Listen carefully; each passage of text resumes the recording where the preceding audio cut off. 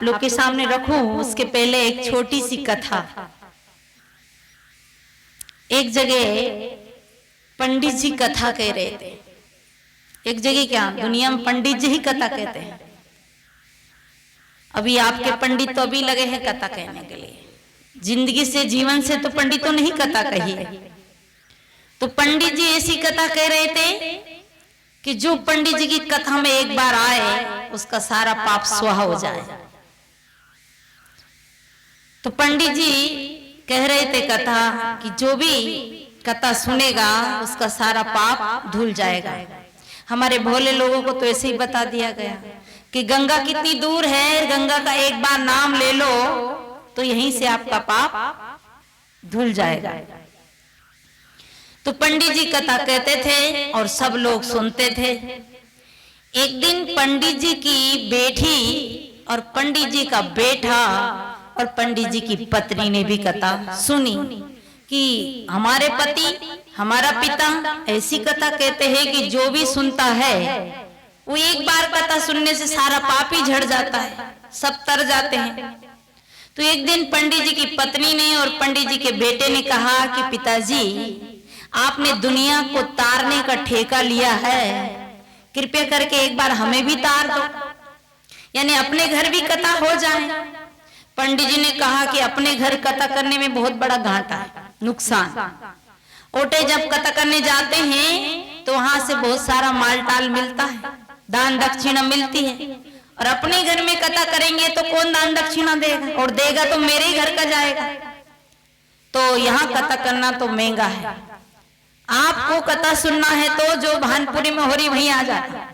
बोले नहीं नहीं पिताजी, आप तो यही कथा हमें सुना देना। अब बच्चों ने जिद कर ली तो पंडित जी ने की कि 7 दिन की कथा तो नहीं सुना सकता हूं, पर 1 दिन की कथा सुना सकता हूं, क्योंकि 7 दिन में तो बहुत बड़ा नुकसान हो जाएगा, इसलिए 1 दिन कथा सुना सकता हूं। बच्चों ने कहा ठीक है पिताजी, क्योंकि कलयुग केवल नाम आधारा, सुमर सुमन नर उतरे पारा, चलो इतना ही सही, 1 ही दिन सुना दो, कम से कम हमारे कान में बात तो पड़ेगी। तो ठीक है। पंडित जी ने कहा कि कथा को जीवन में आचरित करना जरूरी है, जैसे हम लोग कह रहे थे ना, और सभी संत कहते हैं सुनो कम और आचरित करो ज्यादा। ध्यान देना, कथा बड़े ध्यान से सुनना। और ये कथा किसकी है? ये अपने बीजक की कथा नहीं है, ये किसकी कथा है? पुराण की कथा है। और आप लोगों ने पुराण की कथा कम सुनी है, सुनी कि नहीं सुनी? सुनी सुनी तो सही है, पर सत्य कथा नहीं सुनी, यथार्थ कथा नहीं सुनी, और सुनी होगा तो जीवन में आचरित नहीं किया होगा। पंडित जी ने कहा कि कथा आज सुनना है और आपकी जैसी पसंद हो वैसी कथा बता दो, मैं वही कथा सुनाऊंगा और जल्दी जल्दी सुनाकर पूरा करूंगा, आज का ही दिन मेरे पास में है। तो कहा ठीक है, कौन सी कथा सुनना चाहते हो? आप बताओ कौन सी कथा सुनना चाहते हो? बीजक की? सुकृत भैया, सेवक राम सुकृत भैया बताएगा बीजक की कथा। बीजक की सुनना। आप लोग सत्यनारायण भगवान की कथा नहीं सुनो, बिंद्राबिंद बिहारी लाल की भी नहीं सुनो, उनने क्या बिगाड़ा आपका जो नहीं सुनो? तो कहा कि देखो हमें ऐसी कथा सुनाओ जिससे हमारा जीवन धन्य हो जाए। पंडित जी ने कहा कि आपको कथा सुनाएंगे, पर आपकी पसंद की सुना दे। तो एक काम करते हैं कि भगवत गीता की कथा सुना देते हैं, यानी भागवत जी की कथा सुना देते हैं। तो ठीक है। तो देख बेटा, देख बेटी, और देख तुम सुन ले, पत्नी से कहा बड़े ध्यान से सुनना, और सुनना ही नहीं जीवन में आचरित भी करना। और ये बात सभी महात्मा कहते हैं। तो कहा कि ठीक है पिताजी, हम जैसे आप कहेंगे वे जरूर आचरित करेंगे। सबों ने प्रणाम किया और पंडित जी ने कथा शुरू किया। बोलो बिंद्राबिंद बिहारी लाल की। देखो बोल दिया ना जी, ये कथा सुन रहे हैं, बताओ ऐसी तो सुनी है कथा। तो पंडित जी की कथा शुरू हुई। देख ध्यान से सुनना, पत्नी से कहा, बेटे से कहा, बेटी से कहा, सुनना और जिंदगी में आचरित करना। तो ठीक है। पहलो प्रसंग है कथा में आयो। पहला प्रसंग कथा में आया कि द्रौपदी एक नारी थी जो बड़ी है, जो पतिव्रता थी और जिसके कितने पति थे? 5 पति थे। किसके थे? द्रौपदी के। और फिर भी वो पतिव्रता थी और वो फिर भी कन्या में मानी जाती थी। तो आप लोग ध्यान से सुनना, बोलो बिंद्राबिंद बिहारी लाल की। और शंख बजा दिया, शंख बज गया, कथा पूरी हुई। अब दूसरी कथा कि कुंती कुंवारी थी और कुंवारी कुंती ने कुंवारे में ही एक बच्चे को जन्म दिया। और उस बच्चे का नाम जानते क्या आप लोग? क्या था? देखो, कर्ण नाम था।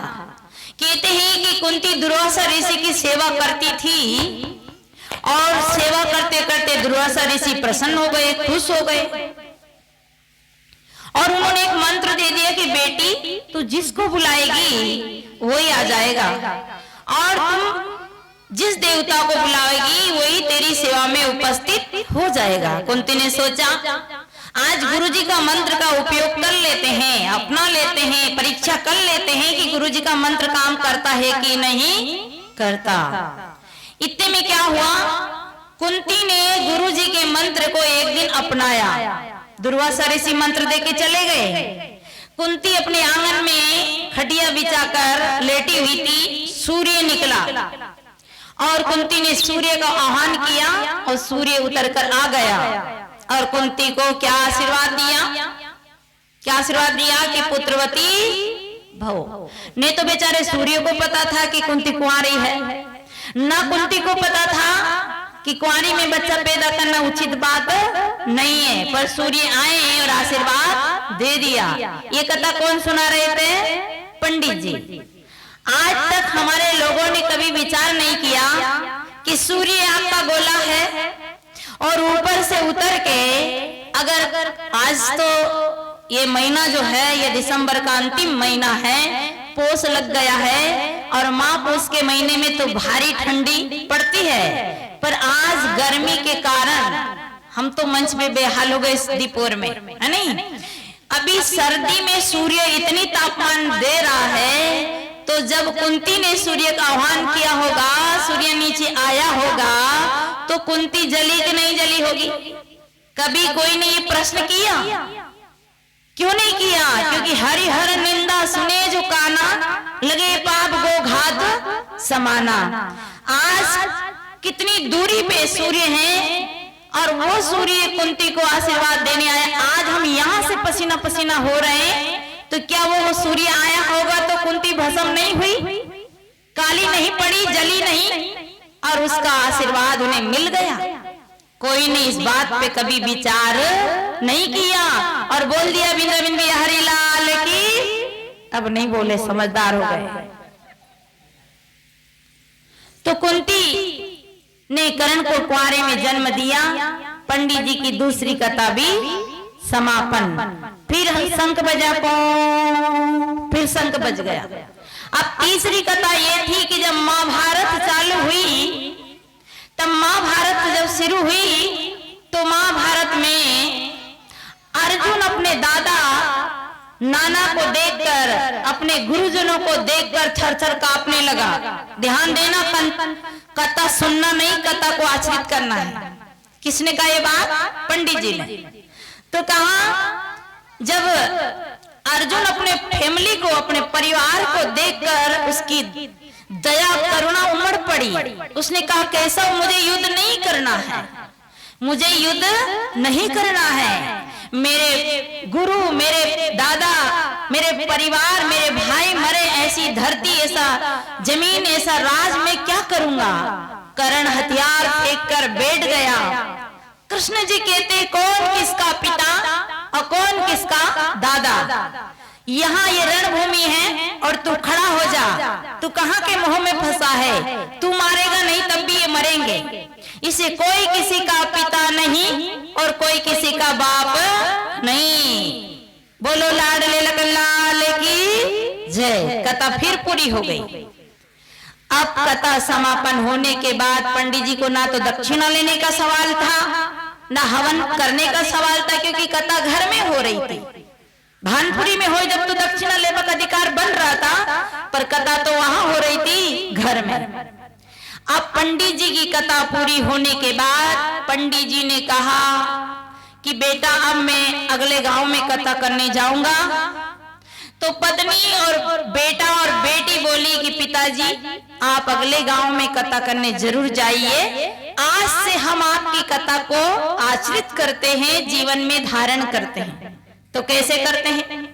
पत्नी कहती है कि मुझे नहीं पता था कि अपनी कथा में 5 पति वाले भी पवित्र होते हैं, कन्या होते हैं। तो मैं भी आज से शुरुआत करती हूँ कि मैं भी 5 रिश्ता करती हूँ, क्योंकि आपने कहा कि कथा सुनो और कथा को आचरित करो। दूसरे में बेटी बोली, अब पंडित जी की खोपड़ी खिसकने लगी, भीतर ही भीतर के मामलों बिगड़ गए। अरे ये घटना तो मेरे घर घटेगी। तो अब पंडित जी धीरे धीरे कहते हैं कि तुम लोग ध्यान से नहीं सुने क्या? बोले मैं तो हम तो ध्यान से सुने। बेटी बोली कि पिताजी सही बताया, आज से मैं भी कथा आचरित करती हूँ, आचरण में लेती हूँ, कथा के जैसा जीवन जीती हूँ। मेरी उम्र बहुत हो गई, 24 साल की उम्र हो गई पिताजी, पर अब मुझे पता पड़ा कि कुंती करण को कुआरे में ही पैदा की थी, तो अब शादी करने की कोनो जरूरत नहीं। पंडित जी का तो पसीना पसीना होने लगा पंडित जी के अंदर। अब पंडित जी ने कहा बेटा ये तो कथा की बात है। बेटा बोला अच्छा बेटा ये तो माँ है, ये बेटी है, पर तू तो समझदार है, का कौन किसका पिता और कौन किसका बेटा, कौन किसका बाप और कौन किसका बेटा। अभी पिताजी आपने ही तो कहा कि ना कोई किसका बेटा और ना कोई किसी का पिता। पंडित जी के मुंह पे 12:30 बज गई। इसे कबीर साहब कहते हैं कहनता तो बहुत मिला, गहनता मिला ना कोई, सो कहनता वही जान दे जो न गहनता होई। हमारे मन मस्तिष्क में एक बिगुर्चा खड़ा कर दिया, एक धोखा खड़ा कर दिया और उस धोखा में सबको भुला दिया। साहब ने एक पद